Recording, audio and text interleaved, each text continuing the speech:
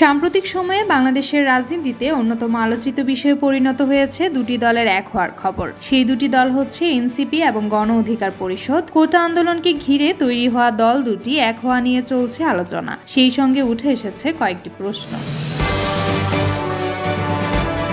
প্রথম প্রশ্নটাই হচ্ছে, এনসিপি এবং গণ অধিকার পরিষদ কি আসলেই এক হবে? এর উত্তর মিলেছে বেশ কিছু নেতার মুখে। তারা স্বীকার করছে এনসিপি এবং গণ অধিকার পরিষদ এক হতে পারে। দল দুটির মধ্যে আলোচনা হয়েছে বেশ কয়েকবার। সেই আলোচনার ফলপ্রসূ হয়েছে বলেও দাবি করেছেন তারা।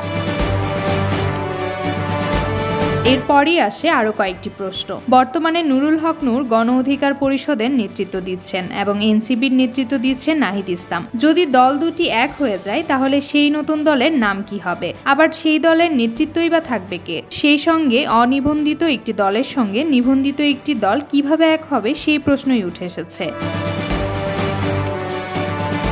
দুটি দলের নেতৃত্বেই আছে তরুণরা, আর তরুণরা যদি রাজনীতিতে এক থাকতে পারে তাহলে দল আরো শক্তিশালী হবে। তরুণরা বিভাজনের রাজনীতিতে গেলেই বিপদ, এমনটাই মনে করছেন গণ অধিকার পরিষদের রাশেদ খান। সম্প্রতি একটি গণমাধ্যমকে তিনি জানিয়েছেন, তরুণরা যখন বিভাজিত থাকবে তখন তারা সফল হতে পারবে না। গণ অভ্যুত্থান সফল হয়েছে কারণ আমরা সবাই মিলেছি, একসাথে কাজ করেছি। দুই দলেরই লক্ষ্য উদ্দেশ্য একই রকম হওয়াটা এই একীভূতকরণের কাজে লেগেছে।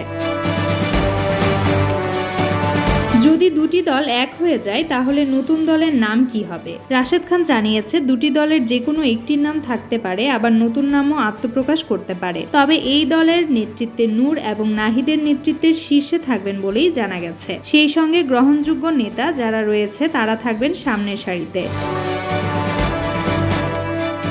তবে এনসিপি নেতা নাসির উদ্দিন পাটোয়ারি বলেছেন, এনসিপির যে নামটা আছে সেটাই থাকবে। ওইখান থেকে যারা নেতৃবৃন্দ রয়েছেন তারা এখানে এসে যোগ দেবেন। দক্ষতা অনুযায়ী দলে পদ বণ্টন করার কথাও জানিয়েছেন তিনি।